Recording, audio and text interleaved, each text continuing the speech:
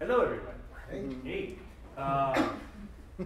Our special guest today, what I want to note is that, I don't know if you noticed, we usually do this on Tuesday. We move this for the election. Yeah. And so it says a lot about her, that she's cool to be dyslexic. So thank you for doing that.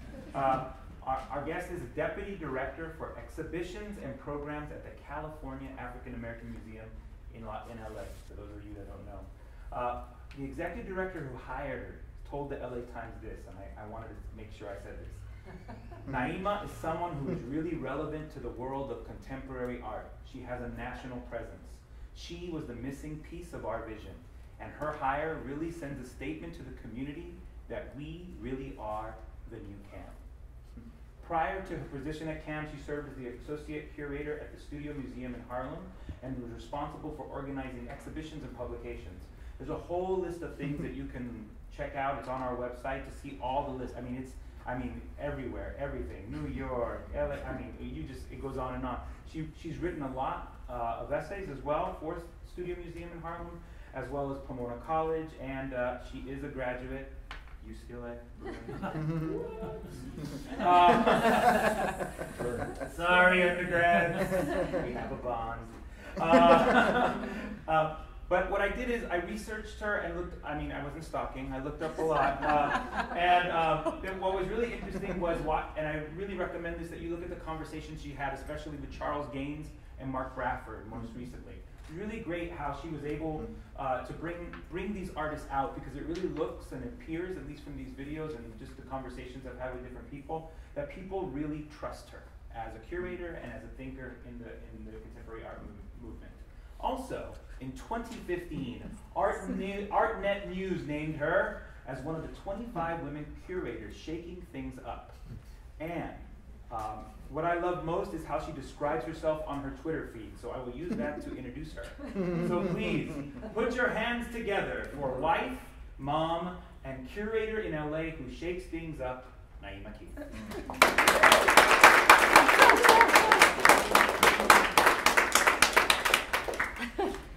Wow.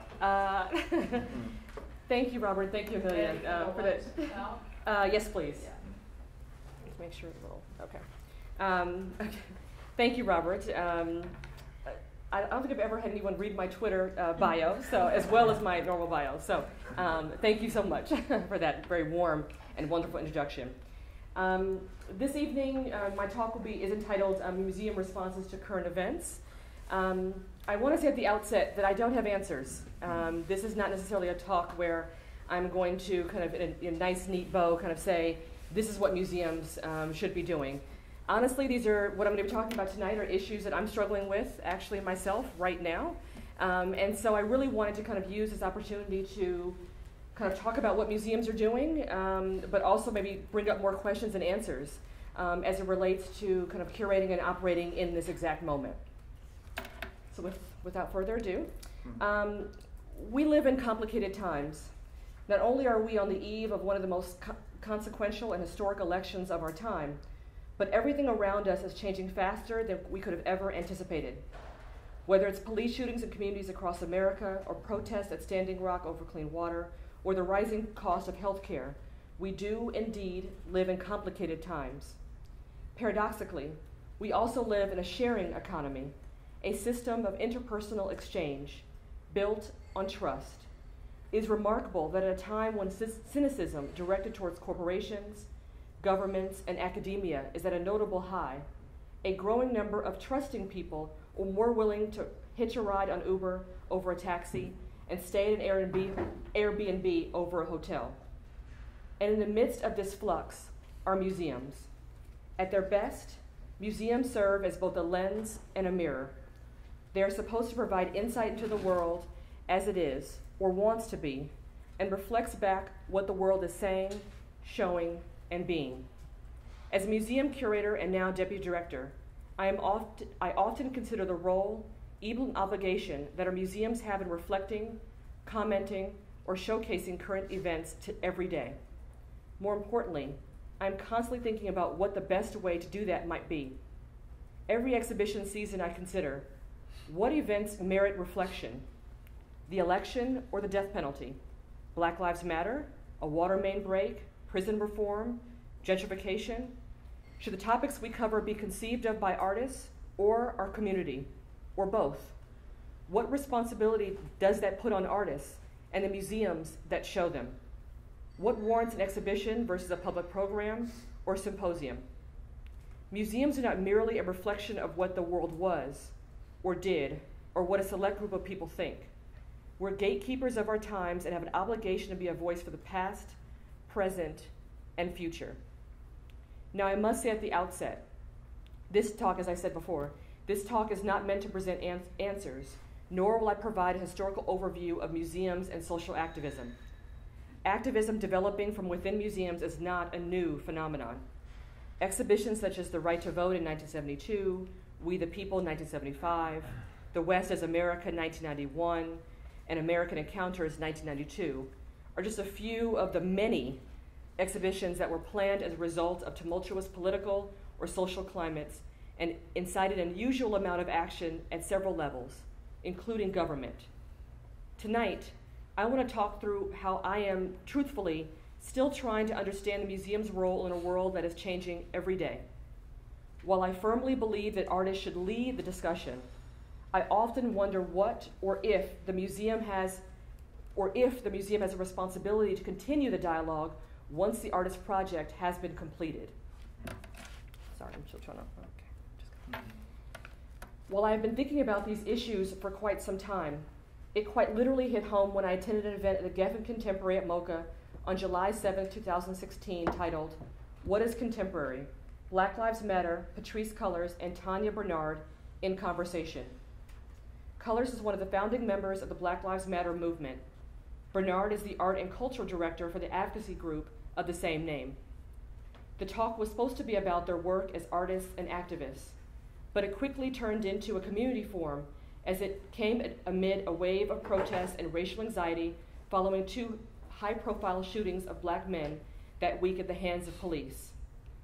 Philando Castile, 32, was shot the night before while he was reaching for his wallet after he was pulled over by police in a Minneapolis suburb for a broken taillight.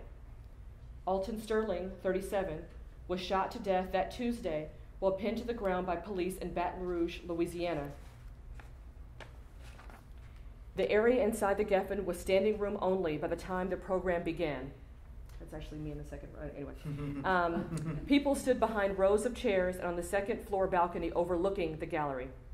They opened the event by singing We Who Believe in Freedom Cannot Rest and reading the names of victims of police violence. Then the two women led the crowd in a chant of Black Lives Matter. Cullors and Bernard later invited questions and comments from the audience. Some talked about their fear of police. Others reflected on their uneasy interactions with law enforcement officers. One woman said she had to explain to her young nephews why something like a broken taillight could escalate into a deadly confrontation. MoCA's program began just as events in Dallas were beginning to unfold. So, for example, we didn't even know that the events were happening in Dallas as the program was happening. Over the next few hours, a sniper would kill 5 police officers and wound a dozen others in what had been a peaceful protest over recent police shootings in that city. The assailant was later killed by police. The emotion at MoCA was raw that night. I have to admit, I even cried. One of the most powerful moments for me was when a young African-American man took the mic to explain the lengths he went to attend the program at MoCA. He had taken a train, bus, and even walked to get to the program.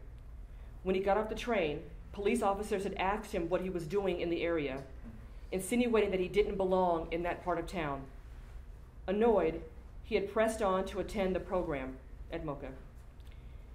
After kind of telling us this story, he directed his final comments to the staff at MoCA.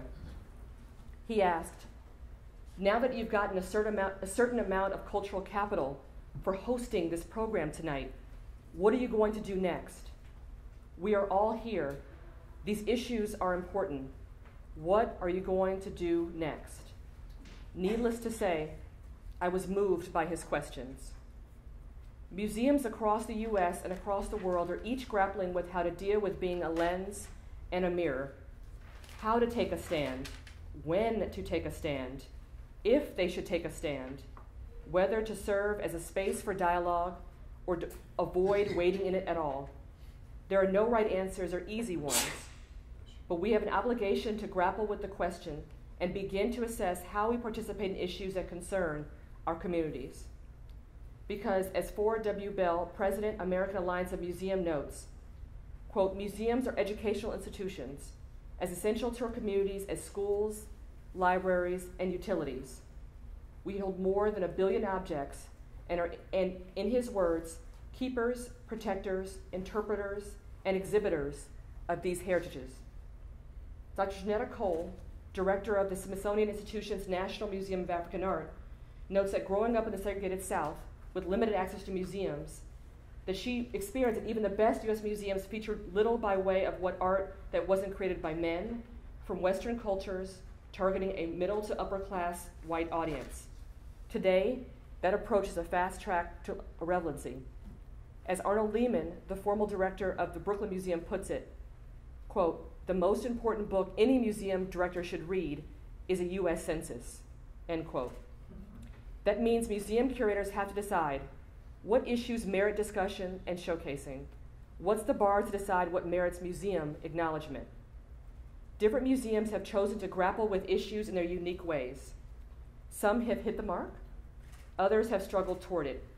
In their stories, we have lessons to learn. At the National Museum of African American History and Culture, its director, Lonnie Bunch, has already begun collecting items from the Ferguson protest and the Black Lives Matter movement. They also hosted a public forum called History, Rebellion, and Reconciliation, Communities Mobilized for Social Change. He doesn't see this as an act for a momentary exhibit to reflect the times. He sees history in the making and wants to give future curators a head start. He's spending his time collecting photographs and cell phone videos from citizen observers to help make sense of these events. In doing so, he wants to, quote, help people to realize that these are not isolated moments. They are part of a long history of tragedy, but also a long history of resilience and protest, end quote. But it's also interesting to note, this is kind of a side thing outside of Black Lives Matter, there have been a couple of interesting articles about how the museum, while focused on Black Lives Matter and a number of kind of key events, they strategically left out talking extensively about Clarence Thomas, for example. So they talk about Clarence Thomas in relation to Anita Hill, but they don't necessarily go into the significance of him being elected to the Supreme Court, or the fact that the month the museum opened also coincided with his 25th anniversary of him being on the Supreme Court. So I'm obviously not, I'm not the biggest fan of Clarence Thomas, but the idea of, this is being recorded, the idea of the museum kind of picking and choosing, basically, the topics that it wants to talk about and demonstrate and exhibit, which all museums do. But again, it's just kind of an interesting side note, just to kind of keep in mind. Anyway, at the new museum on September 1st, 2016, more than 100 Black women artists took over the museum. Invited by artist Simone Lee as part of her exhibition, The Waiting Room, the women filled the institution from wall to wall with performances, workshops, videos, chants, a text collage, a digital altar, and more. The event began with a procession into the museum and ended with parade. In between, the space swelled with unapologetically empowering celebration of Black women and lives. Black Women Artists for Black Lives Matter, there's a hashtag, began in July. The group met at the new museum every week throughout this what they believe to be a hot, violent summer to discuss how to creatively support Black Lives Matter. In the process, the women said, they also ended up supporting and sustaining themselves. The Museum of Modern Art in New York has responded to the Black Lives Matter movement by showcasing new additions to its collection that showcase racism over the past half-century. The works, which include Stephanie Jemison's 2010-2011 video, Escape Lunatic, which shows a steady stream of Black people running across the screen, sprinting, jumping, and rolling through the streets of Houston, and Faith Ringgold's 1967 American People series number 20, Die, a 6x12 epic that showcases a riotous scene in which a slew of archetypical white and Black men, women, and children are entangled, both through their website showcasing these pieces for a broader audience and the collection itself, MoMA is wrestling with current events through art. For many scholars and curators, exhibitions are a start, not a finish. They're arguing in favor of museums as forms. A group of museum colleagues led by Nina Simon, the executive director of the Santa Cruz Museum of Art and History, provides a roadmap for how museums can creatively engage in social and political issues. First, commit to identifying how they can connect to relevant contemporary issues, irrespective of collection, focus, or mission. Second, build strong connections to their communities to stay relevant, and part of that means listening and responding to those that serve to or wish to serve. Third, and more provocatively, they note that museums must first respond by looking within at whether equity and diversity are in practice and policy at their museums regarding staff, volunteers, and board members. Finally, to see how museum space can be used to create dialogue, local initiatives, or conversations about these discussions. Most importantly, they suggest that museums must not stick purely in their lane of what they do. For example, it's not only the role of African American museums to discuss anti-Black racism, or for any affected geographic locality museums to touch these issues. Dr. Melanie Adams, President, Association of Midwest Museums, has other ideas for museums looking to serve their communities by addressing political and social issues. To begin, this involvement shouldn't be sporadic or reactionary, but a part of their regular museum community engagement. She also points out that when hosting community forums, it's worthwhile to collaborate with organizations that have trained facilitators. It's not enough to set up a circle and put out cookies and coffee, end quote. The conversations, she said, and quote, the conversations may not leave everyone happy, but will ensure that everyone will leave knowing that they have been heard, end quote. To support in these issues, the Association of Midwest Museums created a series of workshops for how their museums can address their challenging issues. Not all institutions need to host panel discussions or exhibits to serve their communities and their concerns effectively. For example, the Lewis Gittner Botanical Garden near Richmond, Virginia, invited its community to enter the garden for free for an opportunity for some peaceful contemplation. Colleen Sutherland, a Tufts University Museum student, notes that while it takes a long time for an exhibition to go up from concept to opening night, extra pop-up exhibitions, town hall type discussions, led by staff members, or even conversations surrounding relevant books, poems, or films, allow the museum to be more responsive more quickly to current affairs. Museums don't just have a moral obligation to share and exhibit their community's concerns. They have an existential obligation. Museums are part of their community, are owned in part by their communities, and owe their relevance to those communities. And when times are tough, people return to those museums to make sense of the world around them and what they value. Robert R. Janes, editor-in-chief of Museums Management and Curatorship, says that museums have to become problem solvers in this, quote, age of disruption, end quote. Our highly interconnected global civilization is under threat from environmental dangers, changes in economic and employment patterns, disruptions from income inequality, and so much so that he believes that museums cannot afford to sit on the sidelines. He notes 5 ways in which museums can take action. The first is that museums should start by collecting artifacts. Secondly, he notes that museums retain the diversity, variety, and uniqueness of various cultures and communities that is slowly getting homogenized. By that same token, museums maintain localism and local culture. Fourth, museums serve a bridge between the sciences and humanities. And finally, he believes that museums must continue to be the most free work environments where individuals blend personal satisfaction with organizational goals.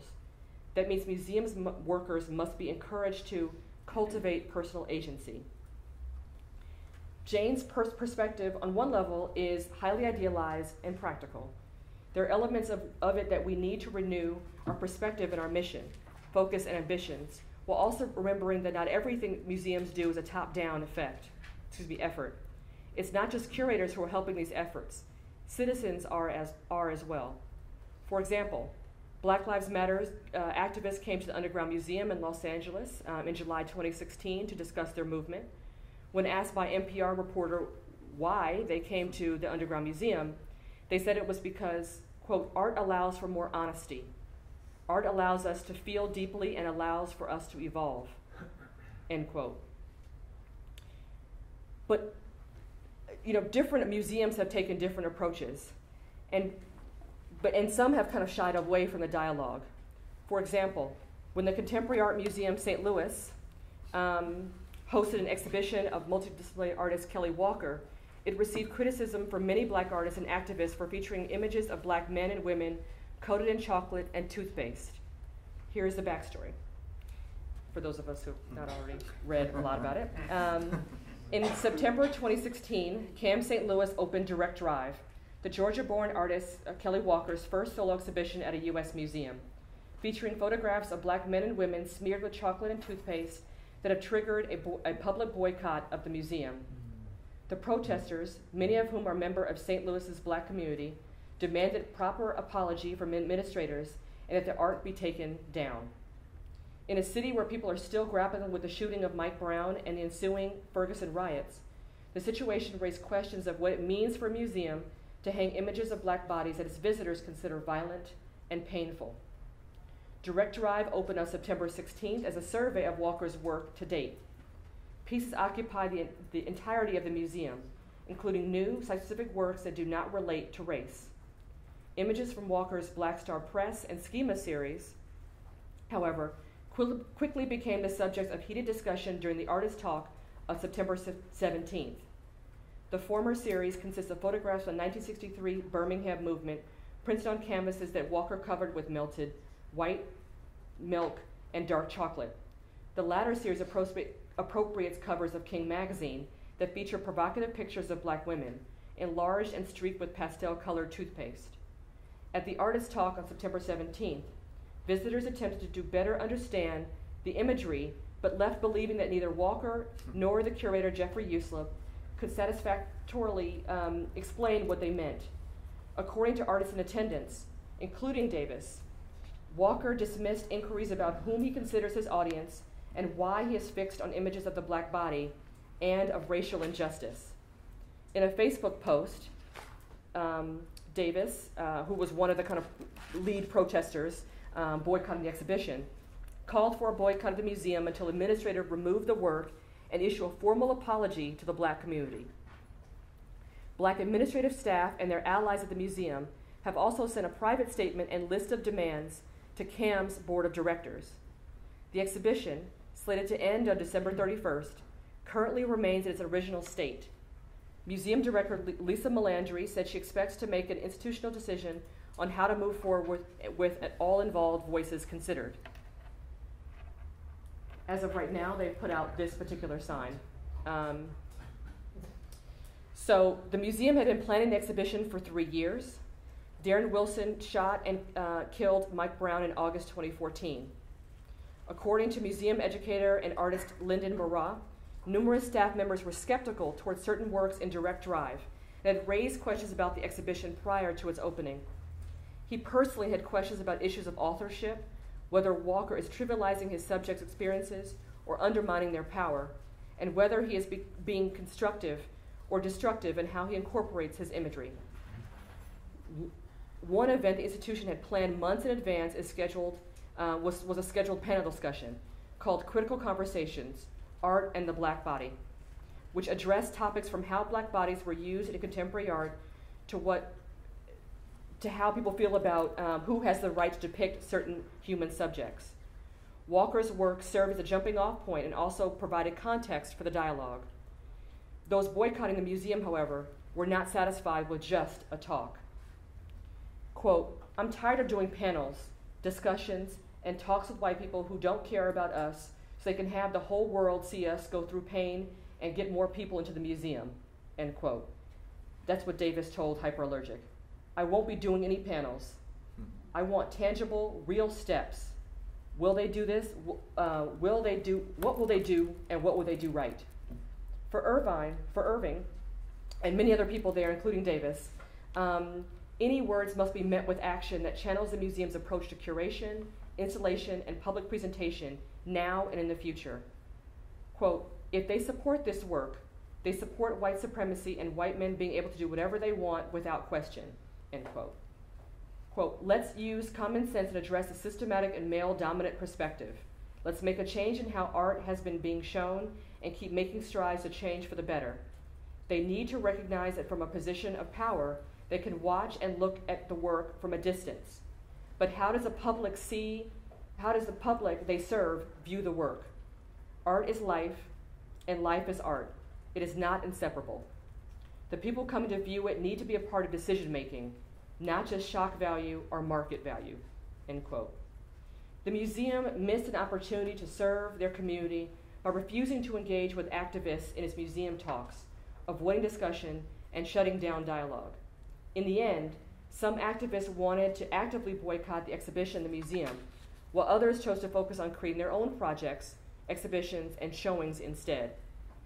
The only thing worse than a boycott for them was irrelevance. As I said at the outset, these are complicated times, and we have an opportunity today to serve as a relevant, powerful force of reflection and dialogue. When we're at our best, museums provide a space that's both engaged with the community and distiller of the community. We have the unique ability to present multiple perspectives in a way that is tangible and relevant. So we have to own that, not shy away from it. How and when we do it depends on our discretion, skill, and judgment as curators. Acknowledging that we must confront rather than shy away from issues, that we must collaboratively discuss and decide what matters to our communities, that must in turn be reflected in our exhibitions, panels, and spaces. And in doing so in a way that supports rather than repels our audience is critical. So I'm left with these questions. How do we contribute meaningfully to a discussion without taking sides? How do we add light without heat? How do we illuminate rather than exacerbate tensions in our communities around a variety of issues? How do we stay relevant, focused, and connected to our communities? How can we be a part of the solution rather than part of the problem? How can museums meaningfully engage with the pressing issues of our time in an impartial way? How can smaller museums, like mine, sustain engagement after an artist project is over? Or is that important? How can our institutions and programs improve quality of life for individuals and communities? And when is the line crossed between museum to community center? I actually want to end with this image.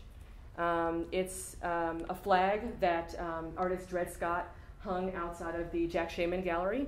The flag is an update of a banner that the NAACP used to hang outside of their national headquarters in New York on Fifth Avenue the day after someone was lynched. They used it during their anti-lynching campaign. During the Jim Crow era, this is according to Dred Scott, well, this is fact, but this is kind of Dred Scott's kind of rationale, that African Americans were terrorized by lynching, often public and publicized extra legal torture and murder of African Americans. It was a threat that hung over all African Americans who knew that for any reason or for no reason whatsoever, you could be killed, and the killers would never be brought to justice. Now, this is according to Dred Scott. Now the police are playing the same role of terror that lynch mobs did at the turn of the century.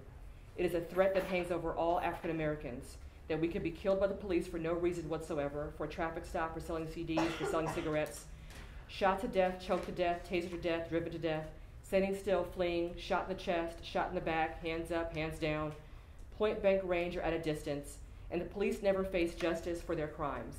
It is a vivid concentration of the complete illegitimacy of this whole system.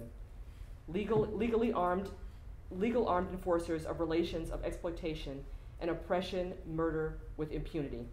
I wanted to end with this because it's obviously a very strong statement for a gallery to make.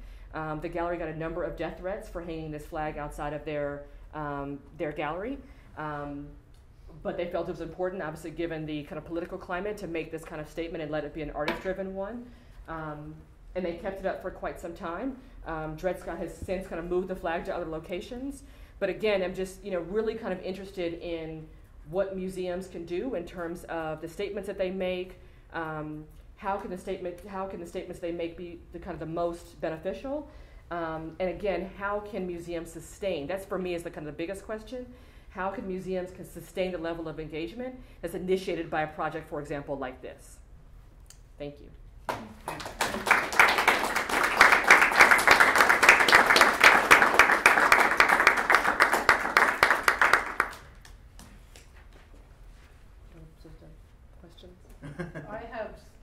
I was in St. Louis giving a talk the same night as that panel, and I had no idea like how relevant the panel was and I'm wondering like, as an academic, you know, should I have, if I had realized the kind of whole picture of what was going on, should I have told everyone not to go to my talk and to have everyone go over there? Yeah, I don't know who went to the MoCA conversation in July. It sounds like were you there? I wasn't there. Oh, okay. But initially the talk was not supposed to be about the recent shootings that have been happening, and they decided at the last minute to kind of change the topic of the conversation. But again, same situation where Dallas was happening kind of in the midst of this kind of program, and so obviously we didn't necessarily know to bring it up, but the fact that it was kind of happening in between. But I guess as it relates to this audience, I think it feels like, being a curator, that I firmly believe that projects like these should be artist-driven, that any kind of engagement should come from an artist first. But I also kind of question the pressure that museums kind of put on artists to initiate, that they become, artist, community engager. If anything wrong with the project, we can kind of say like, well, someone said, they didn't, that it's kind of the artist's responsibility. But then also, like, once a project is over, what is a museum's responsibility in kind of sustaining that level of engagement? Or is it, can you kind of say, well, the artist was kind of here for this amount of time, and now we're no longer going to be involved with that community organization or that environment or that community? But personally, like I said, running a museum, or not running, but being a deputy director of a museum that is a culture-specific museum, and issues like this are happening all the time. Many people have asked us kind of what's going to be our kind of contribution to that discussion, and I've been a little hesitant to jump in, not because I don't have strong feelings about it, but because I want to have a thoughtful engagement. But what does that mean, right? Like, what does is a panel enough? Is a talk enough? Is an artist project enough? Well, I think the controversy, I just got an email last week that the curator resigned. He did. So it's just full disclaimer, Lisa Melandri and Jeffrey are both friends of mine. So I talked to Jeffrey actually before the show. And I didn't necessarily think of he should be doing, I thought they were doing community engagement before so I just kind of assumed that given the, I would say spiciness, but the subject matter that actually had engaged the community, especially St. Louis. But I think, I don't want to speak for him because I have not spoken to him since all of this kind of erupted, but I think they just kind of assumed that it would open up a dialogue rather than shut down it. I think they legitimately thought, oh, this could be a large discussion about the black body and artists using the black body rather than it bringing the tension that it has already existed. But I think that's obviously naive in thinking that. But I don't think they went into it with ill will. But I do think they were very surprised, I think, at the amount of kind of backlash that ensued. But that also, I brought up that example because I think that even though on some level people see the museum as these kind of sacred spaces that are, we pay to get into, we act accordingly, blah, blah, blah, I think that now people are feeling that much more comfortable to, I don't say rebel, but to kind of voice their concerns and demand a level of action from their museums. And I think this is kind of a prime example. One of the employees of the museum was actually accosted at a gas station. This person came up to them and said, "Oh, I heard that you worked at the museum," and then she said yes, and then they threw a Coke at her, a Coke bottle. So it's just interesting. I mean, obviously I don't support violence or anything, but it's just interesting that it's kind of taken on that level of violence. But like I said, I think for my museum, while of course I'm talking to artists all the time about ways that can meaningfully engage in this conversation, I don't want to start something and then just end it after the exhibition season. And I'm struggling with what that means. So again, I apologize for asking 14,000 questions.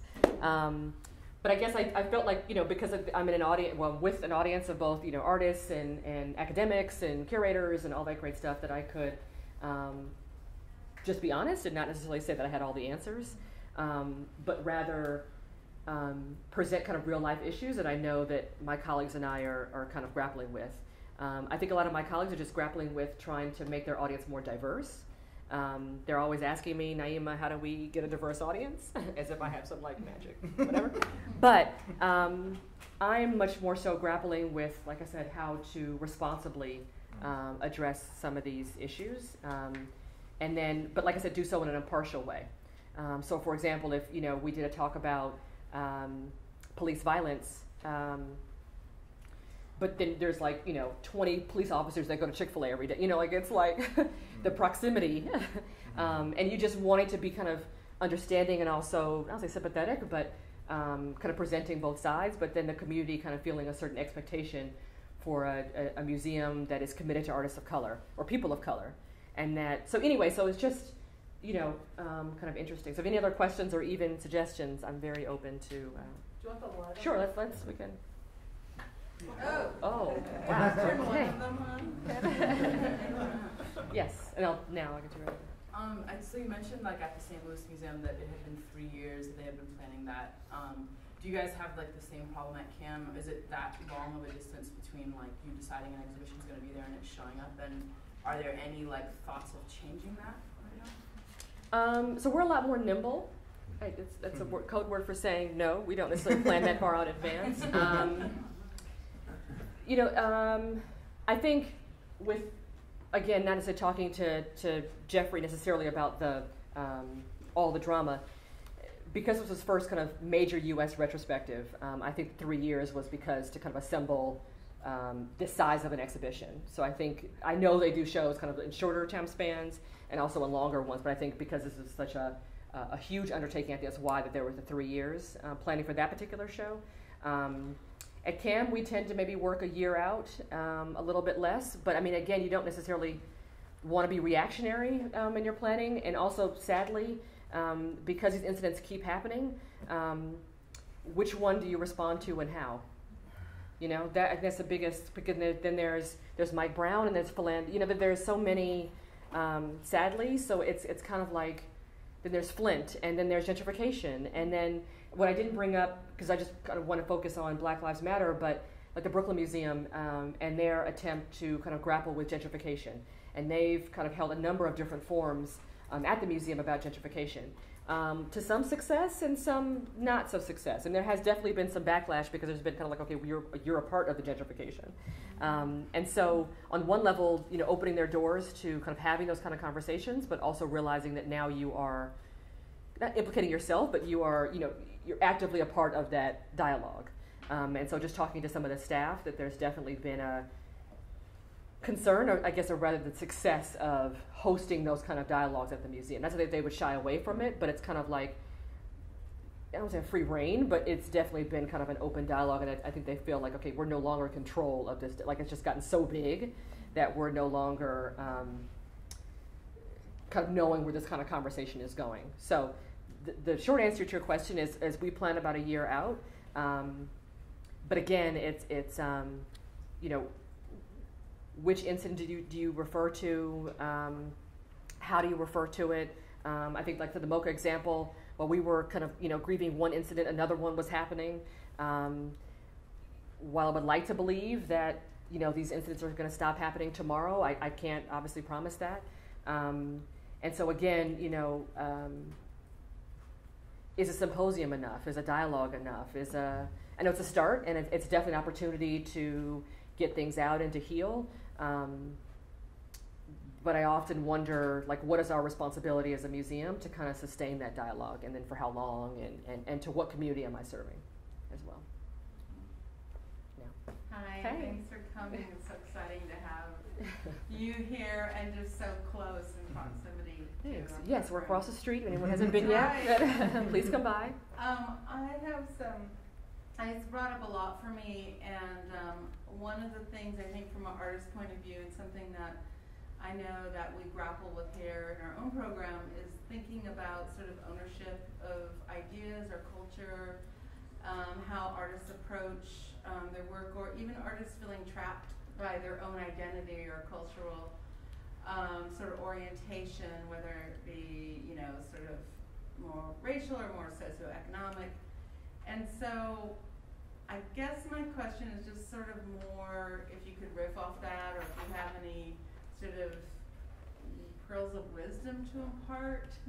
And then I have there's a kind of companion question with that question, which has to do with sort of the role of institutions that do focus on you know, particular cultures or artists of color, and where do you see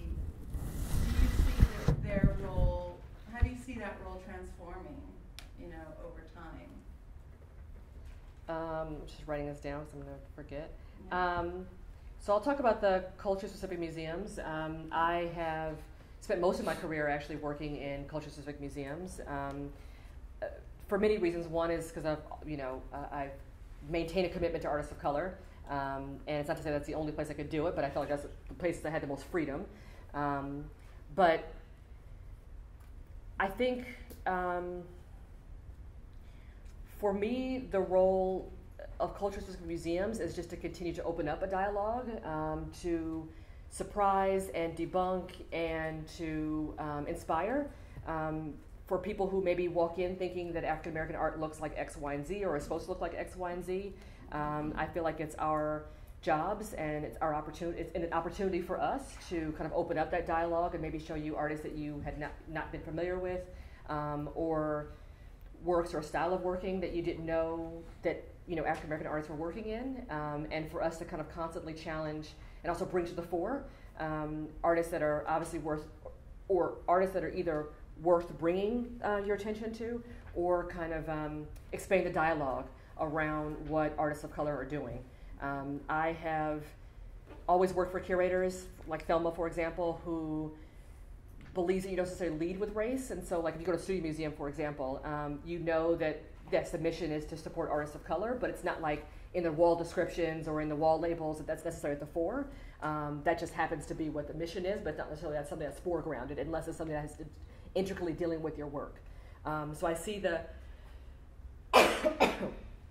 I still very much see the necessity of culture-specific museums, and I see them as opportunities where experimentation can happen, challenging can happen for both viewers and for curators, and I definitely don't see them as being kind of the stepchildren or anything like that. I definitely see them as being like viable museums in any city. But in terms of with students, and you're saying basically students being concerned they're kind of pigeonholed into their identity or that kind of thing, and kind of how to kind of get away from that. Is that basically? Yeah, there's that. I mean, I guess the flip side of that is sort of who owns, sort of. I guess it has to do with cultural sensitivity, but it also is sort of like, how is it ever okay to reach across these boundaries? I'm wondering if you would have imagined showing the Kelly work at the CAM, for instance.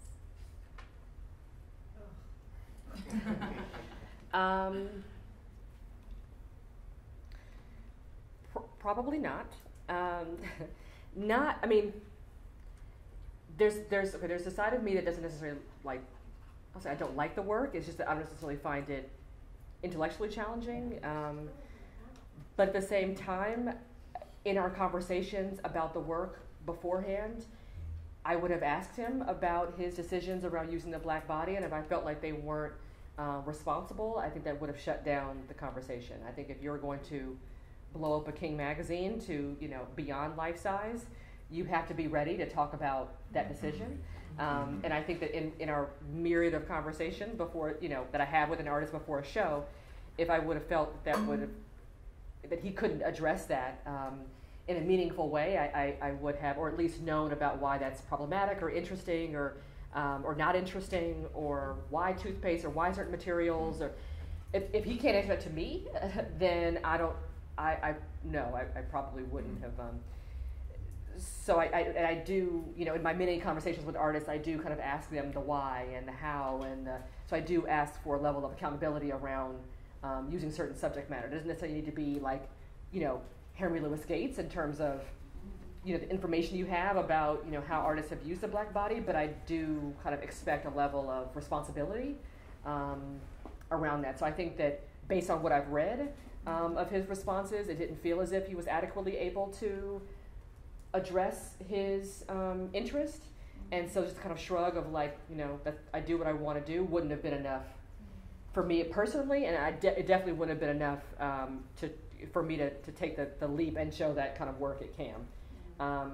But for me, I always encourage artists just to, foreground the work and for them to kind of control the dialogue about how their work is being talked about, and to push those issues. So, for example, I just opened a show with Genevieve Gunnard. She's a photographer, and she's mixed, and she's African American and Caucasian. And she felt like when we opened, I said, we were just talking about the work generally, and she felt like the conversations around her being mixed had gotten a little tired. She was kind of like, okay, everyone always kind of picks up the fact that I'm mixed and blah, blah, blah. Like, how do I kind of get away from that? And I was just saying, like, when you're talking to people, like, push the, like, don't kind of just accept basically what people are saying about the work, but rather say, that's one aspect, but then there's all these other things happening. Like, don't just kind of simply,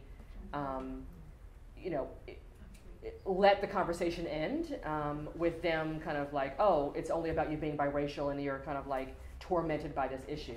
But rather saying like, maybe that's kind of the launching pad, and then kind of push the dialogue in a different direction, or say, I'd rather not focus on that, and then, kind of leave the discussion in some other place.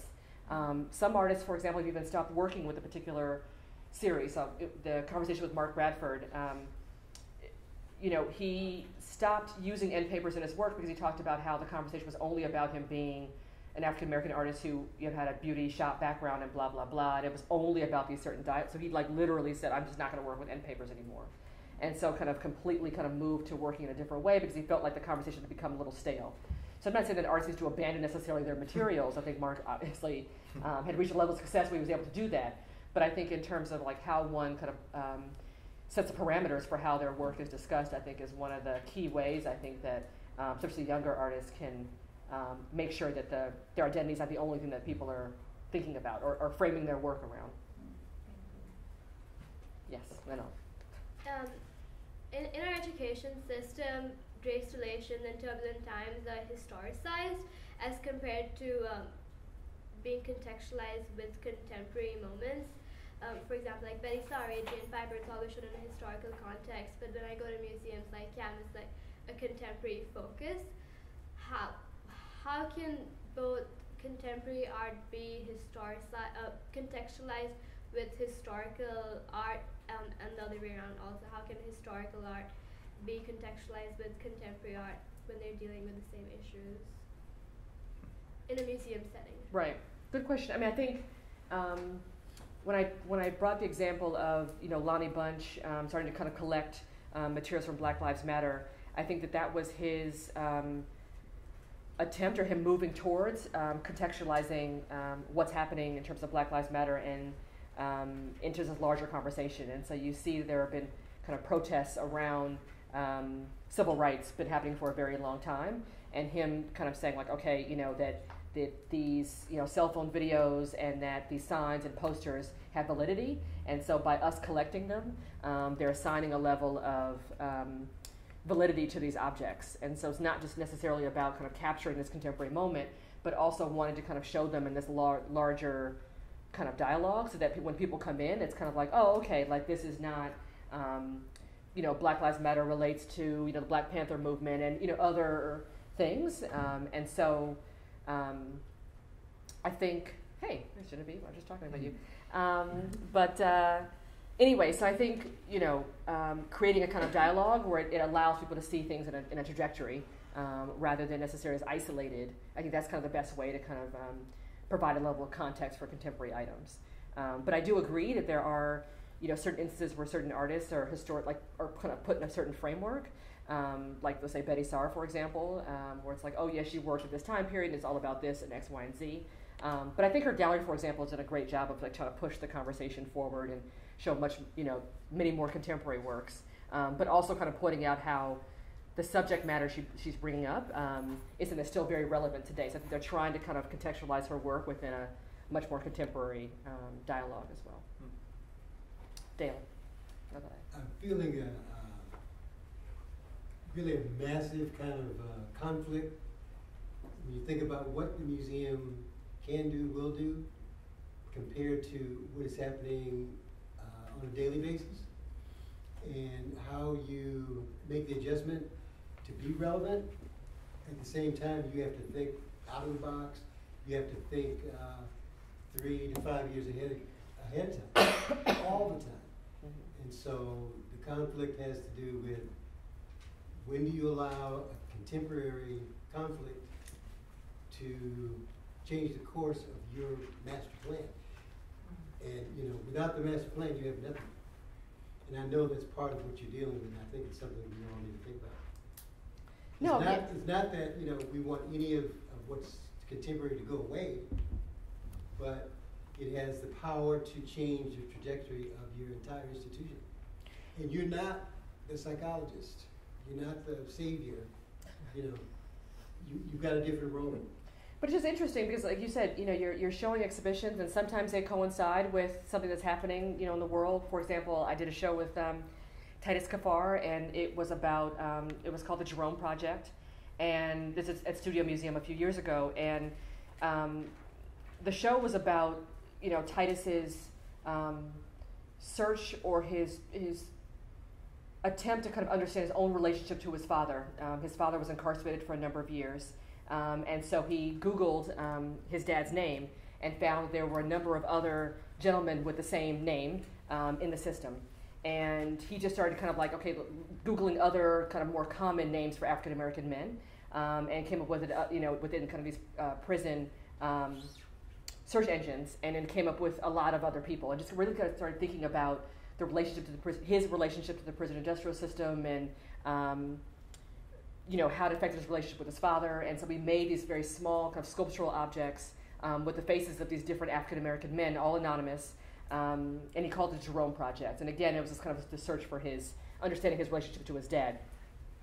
Also because Titus was going to be named Jerome, and so he was going to be a junior, and they decided not to do that. But he was just saying, like, if I inherited this name, that I would have also inherited its history if someone were to Google me, right? And the show was incredibly powerful, like, just for that reason. But it also, coincided with Mike Brown.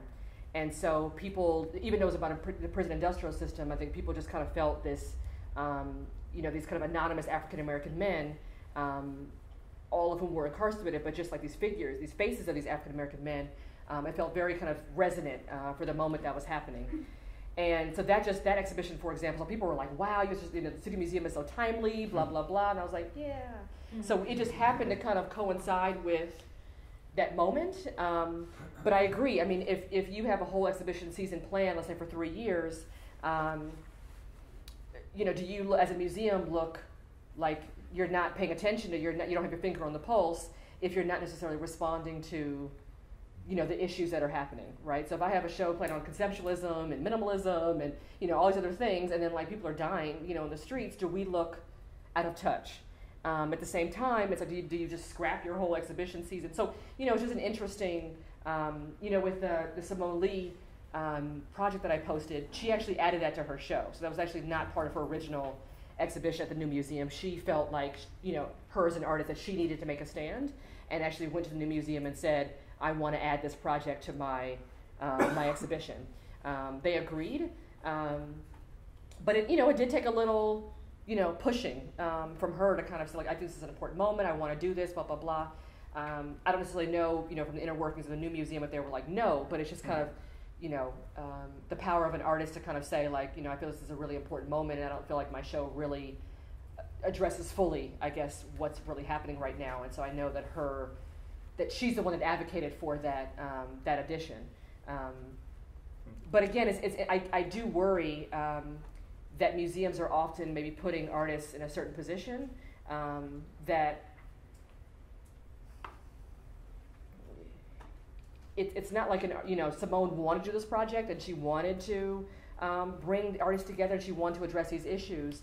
But again, it definitely holds a museum to a certain standard, and so I'm also wondering, okay, new museum, like, what are you doing next? Like, what's, are you just kind of waiting for the next artist to kind of initiate a project, or, what does that mean? And so, and then it also often tends to be artists of color that are put in these positions to kind of, talk about these issues. That's another thing I worry about, are they becoming these kind of like stand-ins for, kind of the gatekeepers for talking about these issues as well. So those are also things that I say worry about, but I think about. Yes, sorry. So, in regards to the works in question in the St. Louis exhibition, I mean, personally, I find them problematic from the origin, which would mean that they're problematic 3 years ago and today, so outside of all of the context. But I guess what I've been thinking about in this whole issue, because I have been following it, is the demand to take the works down. Could you speak a little bit about kind of editing after the fact? And obviously there's issues, but somehow it went through all of this and it's on the wall. Could you speak a little bit about editing after the fact? That's definitely a curator's worst nightmare, I'm not gonna lie. There are two things, bad reviews and taking, but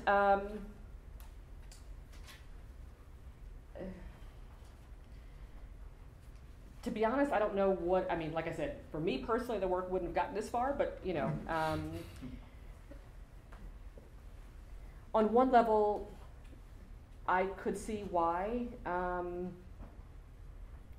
the situation escalated to the point where people were just saying, like, just take it down. I could see why people felt like the conversations were not fruitful enough, I guess, to warrant continuing the exhibition. I think that if the artist had maybe come in and said, blah, blah, X, Y, and Z, and was able to, explain maybe why he was using that imagery, that maybe, I don't think people would have said, oh, okay, now we're fine with the exhibition, but I think that would have opened up a dialogue. But I think maybe because it didn't happen, then it was kind of like, well, why is this even up? This didn't even warrant a museum exhibition. But it's a scary territory in terms of, as a museum, I don't want to say succumbing, but, listening to the demands, I guess, of an audience, because then it's like, okay, well, where does it end, right? Because then it's, so say if, you have another exhibition and like the Tibetan community is pissed off, and then, so like how, you could never really satisfy every audience. And so I could see the conundrum that the museum is in, because if you take it down, you're kind of opening yourself up for not only your museum, but other museums to face similar situation where if the artist, if the work is not universally loved, that someone could, and a group of people could demand that it's taken down, and that now you have precedence. At the same time, given, especially the city, given St. Louis, keeping it up, I don't know if it truly acknowledges or if it appreciates, I guess, the feelings of not being heard by the community. So, to be honest with you, I don't know what I would do.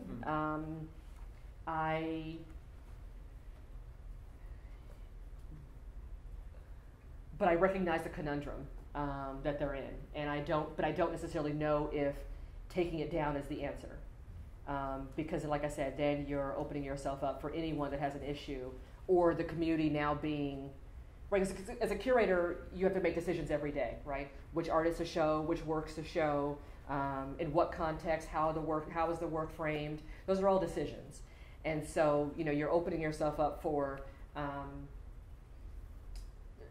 It further, or backlash in the future, right? If you kind of open yourself up to demands of maybe, of a group. And so, it's definitely a tough situation.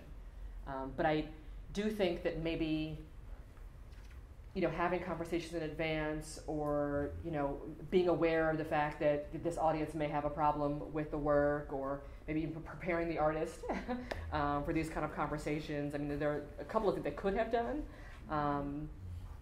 in advance. That doesn't necessarily mean you don't have to show the work. It just maybe means that you could have primed your audience for the show that was coming up, rather than just kind of assuming that they wouldn't have either cared, or that the significance of this artist having a show was so great that it would overlook the subject matter.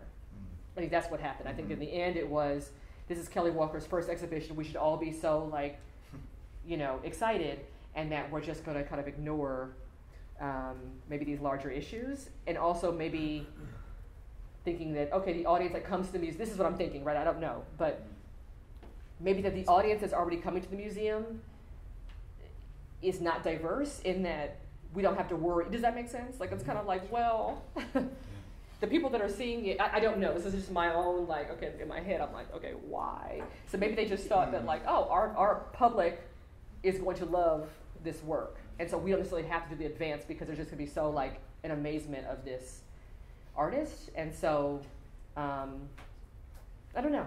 It's an interesting... I have a concrete example of the same kind of conundrum. As a gallery owner, we had a show of Noah Purefoy.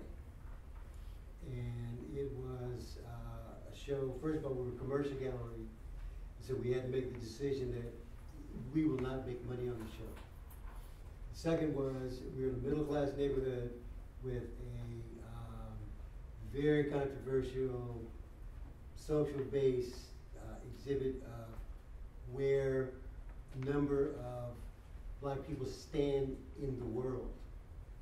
And so as a private gallery, and you'll have the same kind of decision to make. What do? Well, we decided we would have it. Right? The artist wanted it, we bought into it, and the only thing that I would do different, I would have a disclaimer at the door, so that those people who could not stand the heat would know that there was going to be something very controversial going on there. So you kind of fill the bill in both ways. I mean, sometimes not to say that a disclaimer is not valid, but then it also, I don't know, sometimes it could be insulting a little bit, because it's kind of like, it's difficult for it might be difficult for you because you're not aware, you know what I'm saying? Like, you're not like a regular museum going visitor. And so, if you were, you'd be comfortable with this, but if you're not, then you're going to find this, you know what I'm saying? Like, sometimes, like, that kind of label, for example, could kind of go both ways, where it's like, it may be difficult, because you went to museums all the time and you would be used to seeing things like this, but because, I don't know, it just could be read multiple ways. And so, that whole idea of like a disclaimer, I agree, does give people options, you need right? to be warned. You can be warned, but... And that doesn't take anything away from the art. You have a choice. You have a choice. But to me, sometimes it does, because it already kind of sets up this dynamic where, you're walking into something. I'm not saying you shouldn't be given a thing, but it just kind of like sets up, like, before you even get there, it's kind of like, be alert, right? Like, you're already like hypersensitive to what you may be seeing, and so sometimes the warning label does a disservice actually to the artwork, because then it's kind of like you're already like you're looking for those bad things, right? You're looking for the things that may be, and maybe making things out of something that's not necessarily as big, but. It does go to what you said earlier about, like, if there's a controversy, it seems more that they didn't recognize what was going to happen. If the institution recognizes that these are the things that may cause issues, not just saying like, oh, it may be difficult, but understanding why they are, then that's the rest of the dialogue, is just not going like, oh, we didn't envision anything happening. That's when people actually get upset, because you didn't envision anything, which meant that you didn't think enough about what was going on, and it's your job to think about what can happen. So I think that, if, as you said, if you were having that discussion with the artist and you know where it's at, like, why are you doing this? Because what am I going to tell these people? Because this is the institution and we're supposed to relate to the public. So how are we going to explain the work that you're doing, and how do you explain the work yourself? And if there isn't a good answer, then it's probably not the best thing to show. other than saying super commercial artists who just wanted the money, which is totally fine. But you have to say that, right? Like, you just say, like, hey, they make a lot of money, we were really stoked to have it here, and that's it. And nobody's going to want to sleep at night on that, but those are but everyone's going to figure that out. It's going to be one or the other. Either you can explain it, or you really, really wanted the money, and then people go, well, do I want to be at this gallery, or do I want to be at this museum? Like, what does it mean? Who is it beholden to, right? Andy. Yeah, so thank you for that. And I agree with now, there's a lot to chew on, I think, in what you said. I have a question about, one of the things you said is that, and using the example of the Jerome Project at the Studio Museum, that sometimes the resonances happen by happenstance or just because the time scale for museums and the creation of exhibitions at museums is so long. I'm wondering if you guys just opened a new round of exhibitions. I'm wondering if you find that there are any resonances in the current shows, or that people are responding to your current shows in any resonant ways with current events, and how you see your program at the CAM kind of interacting with that. Yes, I think that people have been particularly responsive to Genevieve's show, who's actually in the back. Yay! I'm not just saying that because she's staying there, but I'm really being honest. I think that people have resonated with her show because on one level it's kind of about loss overall, and she's kind of particularly, it's like weird because you're standing right at the back, but she's talking about the loss of her niece, but then also kind of what's been happening in these times with the kind of senseless killings of a number of African American men. And so I think that people have been able to identify with not only kind of loss, but then also specifically kind of thinking about those incidents and how kind of really thinking about them on a much more emotional level rather than just kind of like an anger or a frustration. Like there really is like this loss of people that is happening. But also I think obviously photography is a medium that I think a lot of people resonate with. And then there also is this risk that Genevieve is taking in terms of how she sees herself and portraying herself as different alter egos. I think people are really kind of resonating with kind of exploring different aspects of their own identity and what that means. I think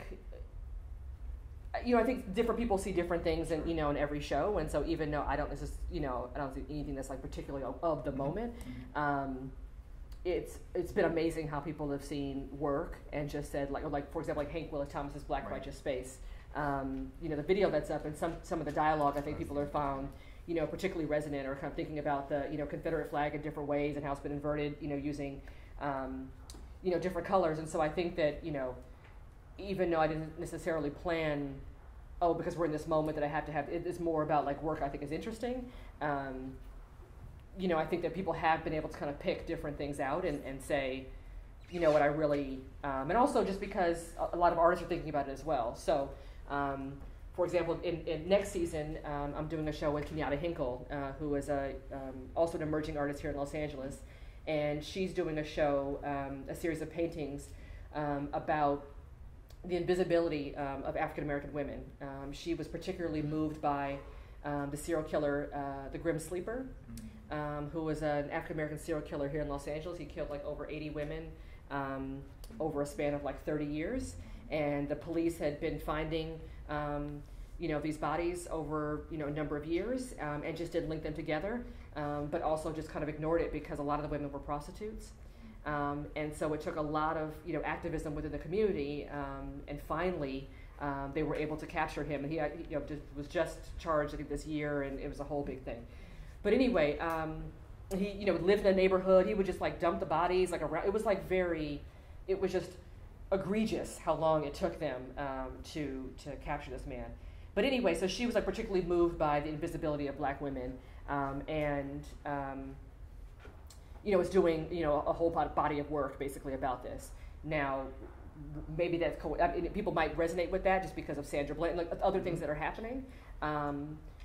But I don't necessarily. I do it because so in having conversations with artists, these are the topics that they're bringing up, and so my desire to do a project with them or feel like this is a project worth showing, I think it's what's kind of moving the program versus me thinking about current events. But again, people are often kind of coming to the museum asking, okay, so what are you guys doing about this? And seeing the museum as this space to kind of have these dialogues.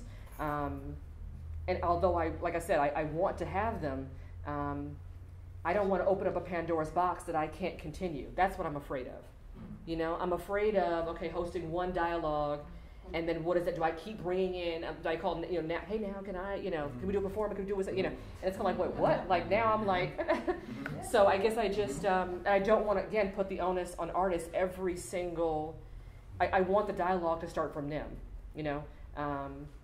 Genevieve and I went to Panda Express actually around on campus and talked about her show. It was not like, oh yeah, you should be talking about the loss of, African American men. It was her, feeling like this is an issue that she wanted to raise in her show. And so like I said, in terms of doing a sustained dialogue, I just don't know,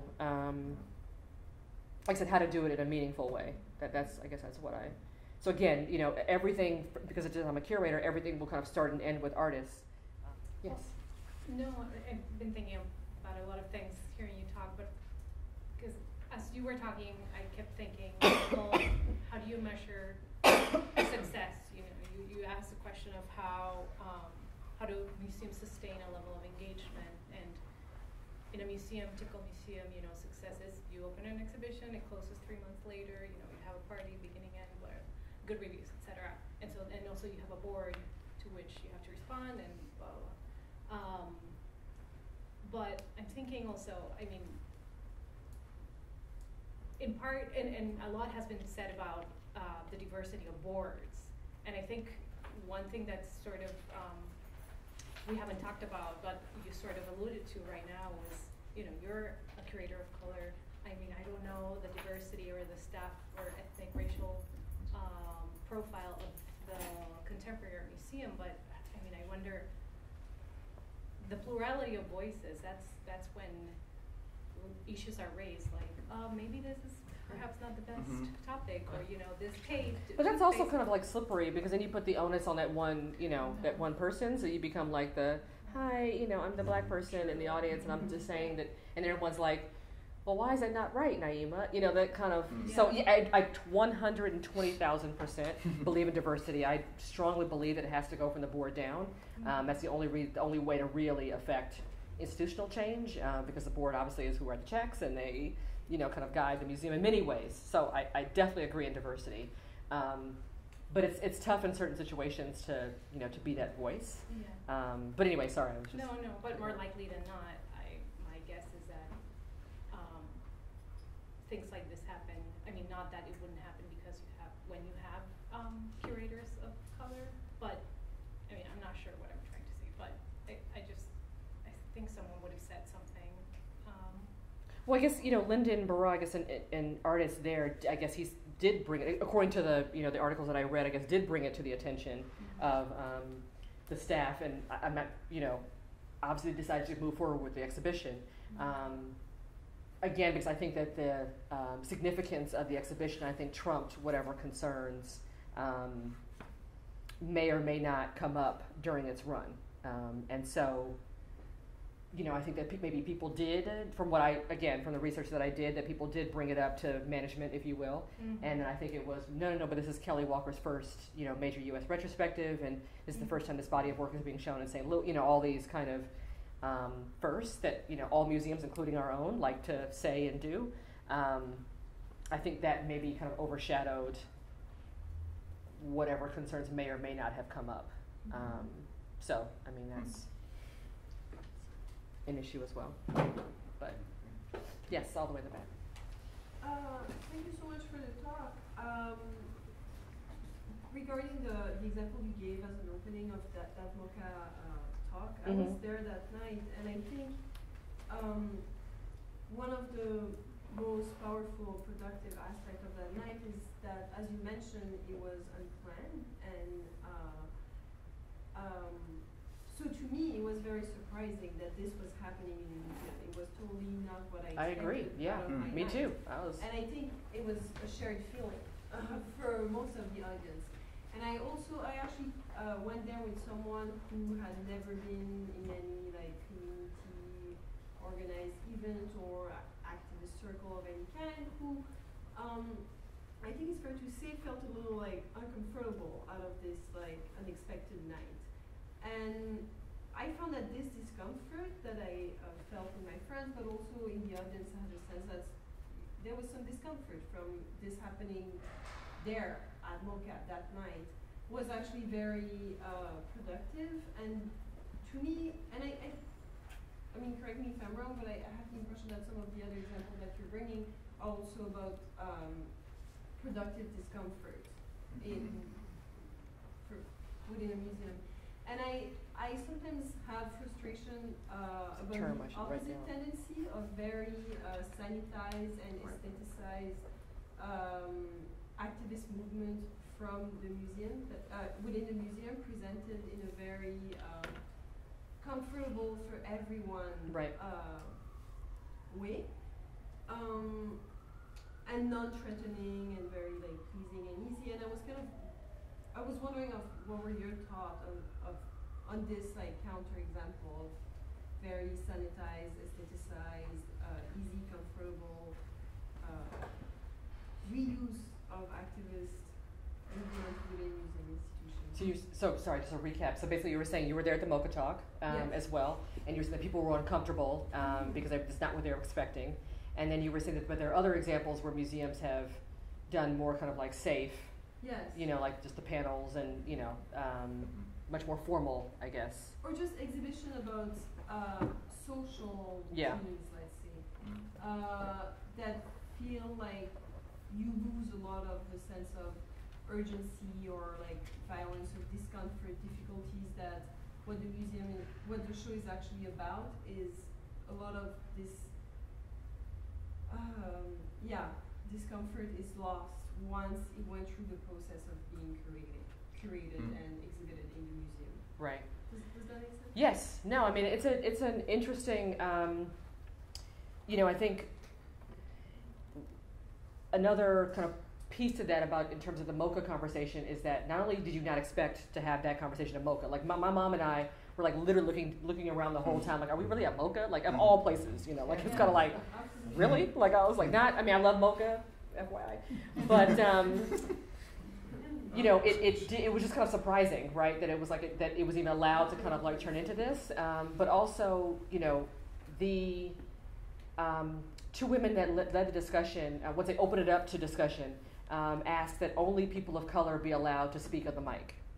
And so they basically said, you know, they didn't explicitly say no white people, but they kind of basically said. And so it was a very bold, I mean, again, because you're a MoCA. So, you know, it was like to basically say that only people of color would be allowed to speak, I think definitely kind of like woke everyone up. But I agree with you that I think that it gave a sense of agency to the people that were there that weren't necessarily used to going to MoCA. Like it gave like a level of like of power and authority and kind of saying like, okay, your voices are usually not heard in these spaces, and then now we are kind of allowing you to speak in this form. And so I could see where people were kind of like a little surprised, but then also uncomfortable. But while I agree that sometimes giving time or allowing for time to lapse in order to kind of like organize a proper exhibition seems like it takes away the kind of the power around a topic.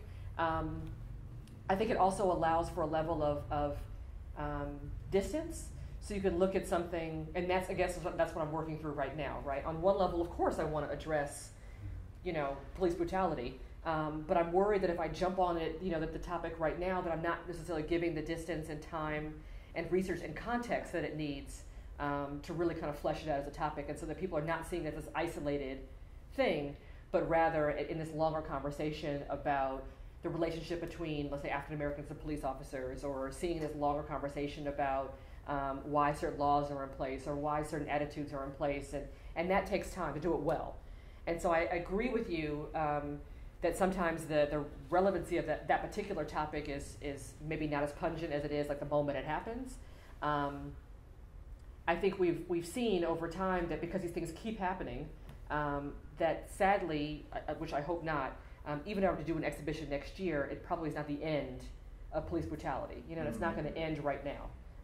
And so I think the topic is still going to be relevant, and I think that but giving it time to really kind of understand and contextualize, I think is just as important, and I think it's a responsibility of the museum as well. So we're not just kind of this reactionary, that's the news, right? That's what Twitter is for. So, you know, I think that museums, I think, are kind of responsible for kind of providing a level of context that now we have so many other forms to social media, Facebook, Twitter, blah, blah, blah, Snapchat, that we can get that instant gratification if we wanted to, and maybe museums are the only place to kind of provide that context that we don't really get in other forms. So maybe one last question? Yeah. I just have one statement. I think it's great that something like this was at MoCA, because as much as it is as race-specific incidents and it's horrifying, it's everybody's problem. Like, and we're all like, I mean, we all feel it, we're all there, and I mean, whether people want to like push it aside or not, it's still got to affect them some way. That's just how I feel. No, I agree, and I think, you know, when my mom and I left, we said, you know, had this been as an effective form or successful if I hosted this at a CAM, right? Because of course, on one level, I'm walking out and I'm kind of like, damn it, why did we do this? You know, of course you see all the numbers, and this is my, you know, deputy director hat thinking. But I don't think it would have. Like, I don't think as many people, the diversity of people would have come, and if it was at CAM, I don't know. I think that people would have expected a certain type of talk if it would have been at CAM, but because there was a productive discomfort, which I will definitely use again, I think that it could have only happened at MoCA, or you know, like a museum like that. So I really appreciate their willingness to engage in that conversation, because I do agree the topic affects everyone, and I don't necessarily think it would have been as successful had it been at CAM. But again, I'm still asking the question, what's next? So I don't mean to, like, you know, not like in a, you know, that Helen Molesworth now needs to become like a revolutionary. I'm not saying that, you know, that far.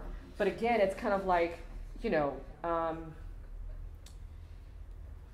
and I don't know what I guess that was the whole point of my talk. I don't know what the answer is. Yeah, I mean, my question is, like, you know, how can you make art that's not safe, that challenges the viewer, that, like, you know, creates enough controversy without alienating people, you know, and it's like, you get into these institutions, they're like, oh, no, we don't want to put it in because it's not safe enough.